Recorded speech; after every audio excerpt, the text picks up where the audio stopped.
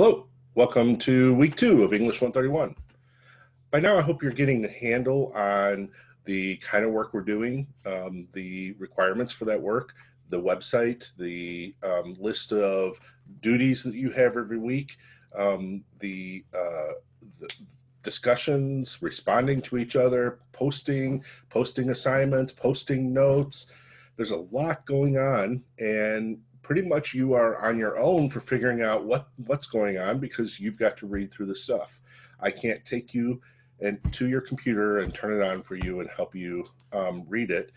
I can talk about it with you. I can meet with you during office hours and we can talk about it, but I can't make you understand that the duties that you have to be able to read them. So I hope you're getting a handle on it. One of those duties, of course, is the reading, and you've got a lot of reading because that's the only way you're going to find out about this course. But it's also the reading that you have to do for the subject material of this class. I hope you're getting through that. I'm going to be checking your reading notes that you did for week 1 in the next week or so. At the start of the semester, everything's there's a lot of work to set everything up. So I start slow, and then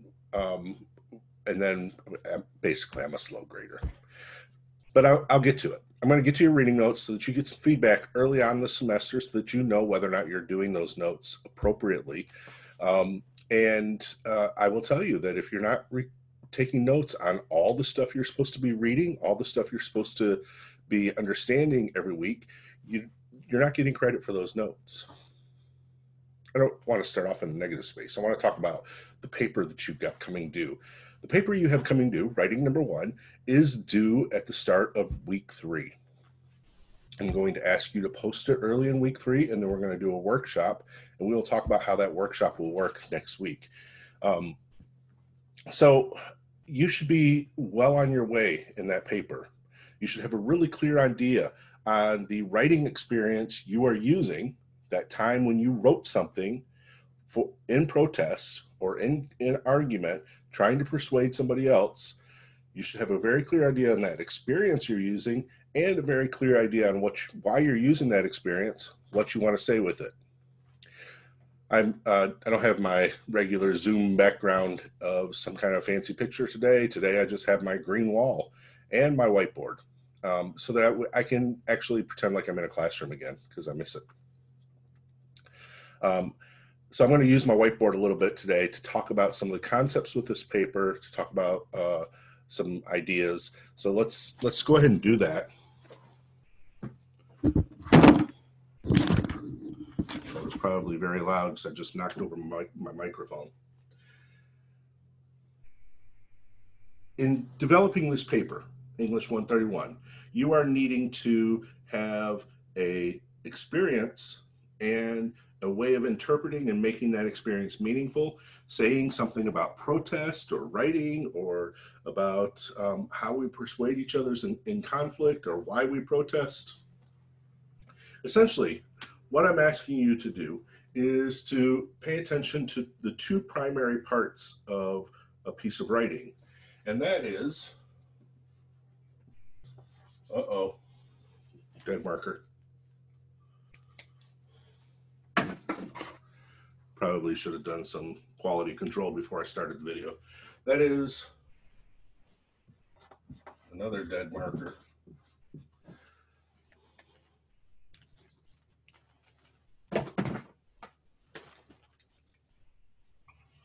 Aha. Your subject and your argument. These are the 2 primary things you're trying to accomplish in almost any given piece of writing. You're writing a letter to a boyfriend or a girlfriend. I mean, we don't really write letters anymore, but you're writing a letter or you're writing a text to a boyfriend or girlfriend, and you have a subject for that text. Do you want to hook up? You have an argument for that text. You should hook up. It's a piece of writing. You have something you're talking about and something you want to say with it. So in the paper that we're doing for English 131, where you are writing about a piece of writing you've done in the past, that had to do with conflict or protest, your subject is the piece of writing. Or maybe it's the writing situation.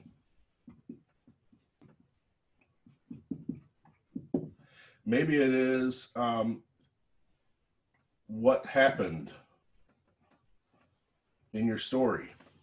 That's your subject. It's the stuff that you're talking about. But writing is not just about subject. Writing is also about argument. And so maybe your argument is the importance of writing. Or maybe your writing is protest matters. Or maybe, and probably more specific than these things, maybe your argument is we grow together in conflict.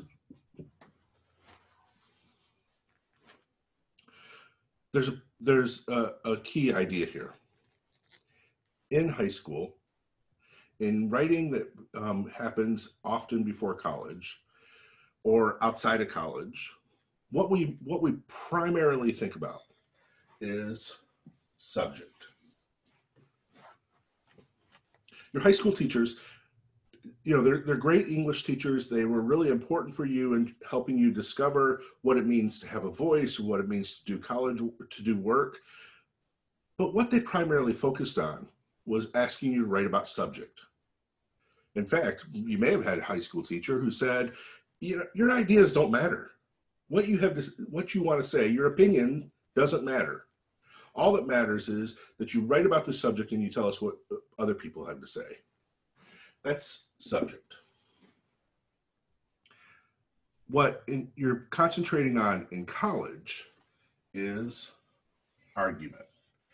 And when I say the word argument, I don't really mean that kind of conflict that you have where one person says this, the other person says something opposite, and then they fight with their words. That's not what I mean in argument. An argument is a way of speaking. It's a way of talking, a way of making a point and persuading others to believe it. So in high school, you learn how to write about subjects. In college, you're learning about how to write arguments. And it really makes sense because in college, you are trying to develop yourself as a professional voice, and professionals make arguments. They say, here's what I want to prove to you. Let me prove it. And now here's what we should do as a result. And professionals do that all across the board. The person who repairs your tire at Discount Tire has made an argument to you about why you should buy a tire. Your doctor makes an argument to you about why you should follow his or her advice. Your teacher makes arguments within your classroom, but also in meetings across the campus. Professionals make arguments. They establish points they want to prove, and then they provide evidence for those points, and they persuade others what they should do about that evidence. In your first paper, I'm asking you not just to write about a subject, not just the thing that you wrote, the story that you're telling, but I'm asking you to write about argument. What is it you want to say with that? Let's take a look at an example. So now I'm going to share my screen, and hopefully this works. Oh, I've got to turn on original sound. Okay. Hopefully this works.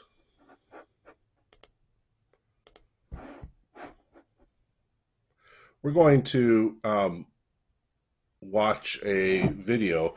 It's not a real professional video. In fact, it's intentionally not professional, I think. This is a song done by Fiona Apple in December of 2016. And Fiona Apple likes to do a lot of video recording, a lot of personal recording. She was a pretty famous artist from the 90s. And here she's recording a song called Trump's Nuts Roasting on an Open Fire. Obviously, take on the Christmas song. This is just to set the context for you, Apple is recording this in December 2016, a couple of weeks before Trump takes office. Okay. And in recording this video, she is doing a protest. So we're going to watch this, and then we're going to think a little bit about it in terms of subject and argument. Okay?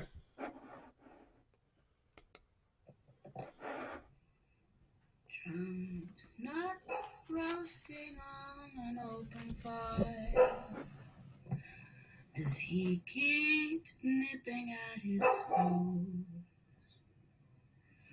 You cry creepy uncle every time he arrives, for he keeps clawing at your clothes.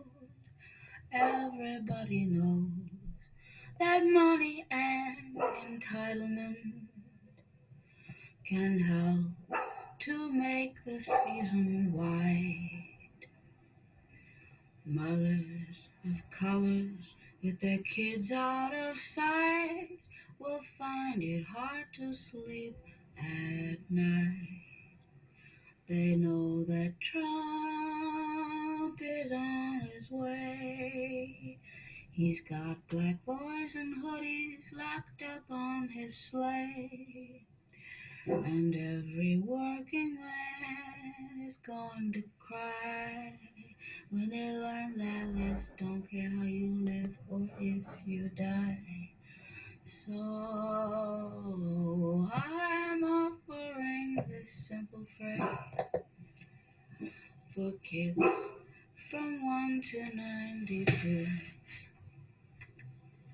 Although it's been said many times, anyway, Merry Christmas to you.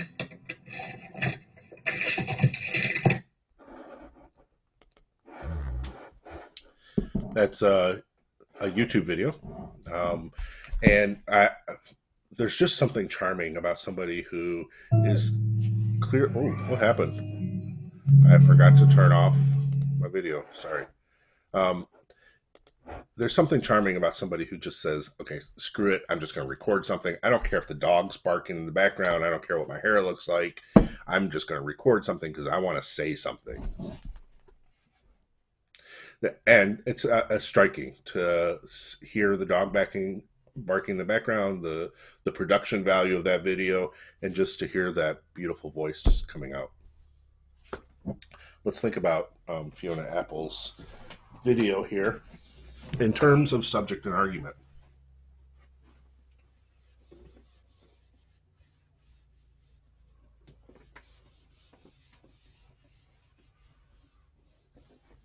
Fiona Apple's video, the rewriting of chestnuts roasting on an open fire, is a protest song. She is writing in protest. She's writing in protest in 2016 of the administration that is coming into the White House.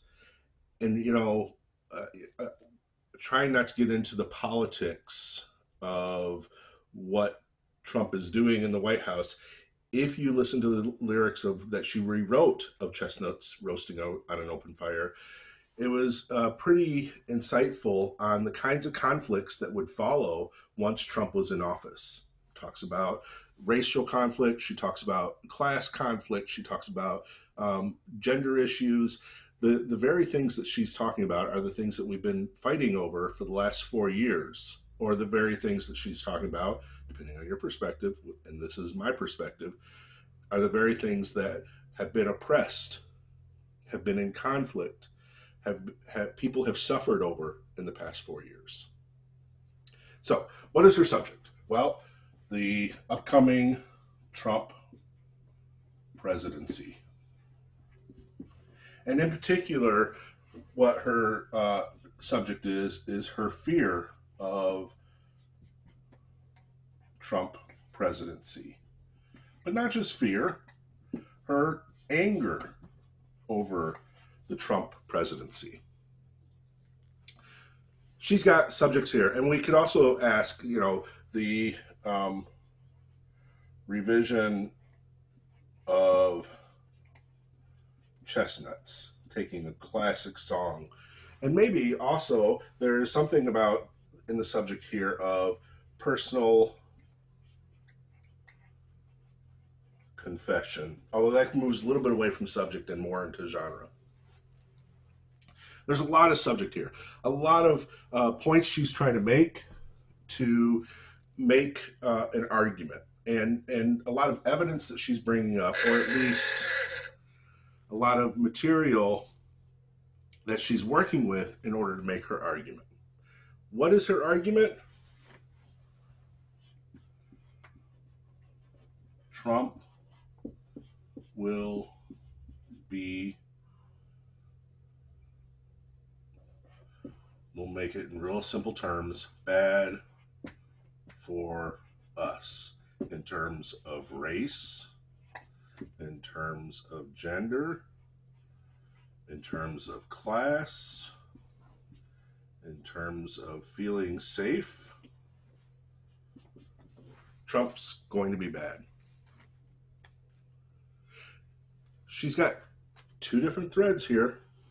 The thing that she's talking about, the subject matter, and then her argument. And she wants to persuade us. If Fiona Apple was in this class, she might well end up writing a paper about why she made her writing choices here. What was it that she was thinking when she made those choices? What was the experience? Why did she do it? And maybe she would analyze the production of the video. Maybe she would analyze the choices that she made. Maybe she would talk about what she was hoping to persuade others to believe. But in talking about all this, she's talking about her subject in order to create an argument. And maybe her argument becomes something a little different. So let's change it now. We're not just talking about the video, but we are now pretending we are Fiona Apple. And we're trying to figure out why we wrote what we wrote in order to make a paper for English 131. Fiona, if you're out there, you can come to my class. What is her subject? Her subject is rewriting chestnuts. Her subject is protest before the inauguration. I'm not going to try to spell all that because I'm on video. Her subject is Trump and my feelings. And it is a very personal video. We get to see a part of Fiona Apple's home. You get to hear her dogs barking in the background. It's personal. What argument might she make from this? Why would she talk about this stuff for this paper? Again, now, this is different than just the song. She's not rewriting the song in the paper. Here she's going to make an argument about the writing situation. So what might she say? Well, maybe that protest matters, even in small ways. Even a tiny little protest. A video you record on a whim on December 16th as Christmas is coming up to protest a president or a future presidency that you're afraid of. That matters. It matters to say something. Or maybe protest is both personal and public. It matters that you have a personal sense of what your protest is and a public presence with your protest because she posted the video. We can all hear her dog barking in the background. When I'm recording a video, if my dogs start going off, if I'm recording a video for class, I start over. I get pissed and I turn the video camera off and I go yell at people and tell them I'm trying to work.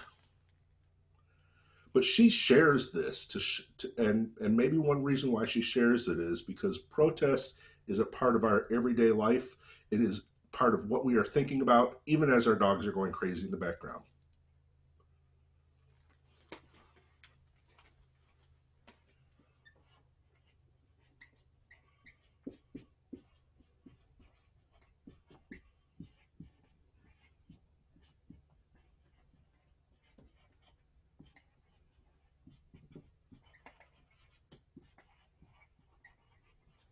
Maybe her argument is that we must speak out from our hearts and from our homes, that we have to have a voice.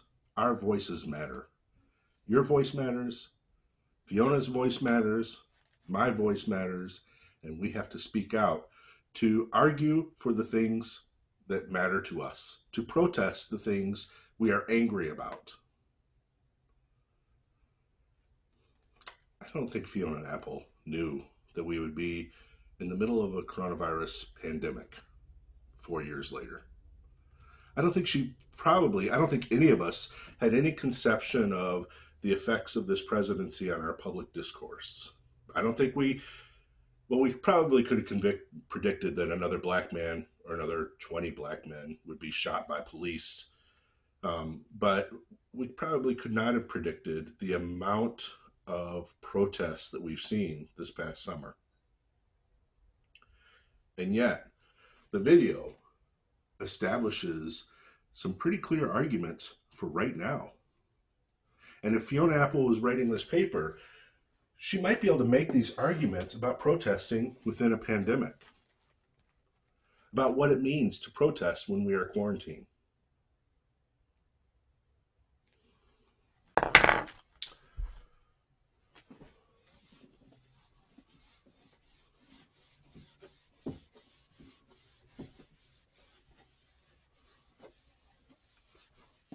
You're writing a paper, you have a subject, some act of writing you've done about protest. You have an argument, and whatever that argument is about protest or about writing or about why it's important to have a voice, it's your argument. You figure it out based on your evidence that you can draw from your experience. Subject, argument. Don't fall prey to a more simplistic form of writing that says all you can do is write about your subject. Don't just tell a story. Focus on your argument, because your story doesn't matter if you don't have an argument to make with it. I want to give you a little bit. We're not going to talk very much about essay structure right now. I'm not going to tell you a whole lot about why you need to have an introduction or a conclusion. You're doing some reading on that, and the textbooks is offering that for you. The handouts are offering that for you. But I do want to establish an idea for you on what you're trying to do with an essay.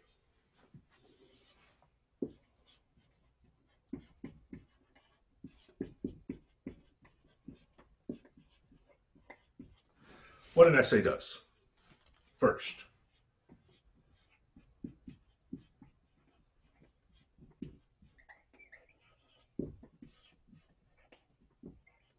it establishes a claim. Essays have to prove things. They have to prove their ideas. They have to persuade others to accept them. And an essay establishes its claim, particularly an academic essay. They generally have a very explicit claim. Now, not all essays have explicit claims. Sometimes the claim is established just through the bulk of the essay and the way we understand it. But most academic essays are going to have a claim, establishing a claim very early in the essay that you're going to set out to prove. Quite often that is a thesis statement. And you have a handout on our Moodle page about what a thesis statement is and how to develop it.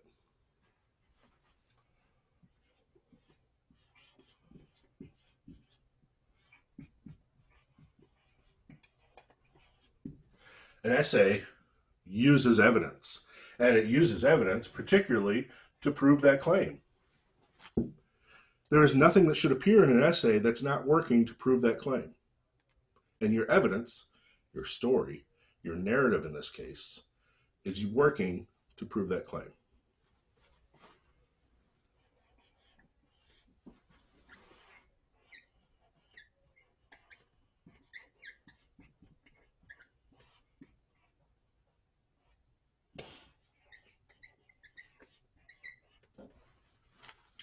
You ever talk to somebody who was really upset, who had just broken up with somebody or just suffered some major loss, or they were so angry they had just had to get it out, and you were talking to them and they just started talking. They rambled and rambled, getting through all their emotions, all their experiences, and just laid it all out for you. And by the time they were done, you had no idea what the hell happened. You had no idea who did what or why they did it. You just knew that the person in front of you was upset. In that case, the person who is talking is not really talking for you. They're not trying to persuade you of anything. They're not trying to show you anything. They're just getting it all out. As a good friend, you probably sit there and listen. But you're not really being expected to engage in any meaningful way. In an essay is an intentional piece of writing, something you are constructing and building for other people. And an essay is organized in a very particular way, usually in a way that presents evidence meaningfully so that you can prove a claim. It has to have some kind of organization. It has to be presented in a way that makes clear claims with clear evidence and persuades readers.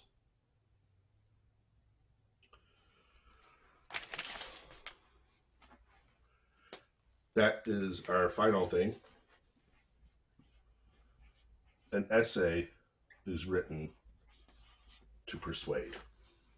This is why I hate research papers.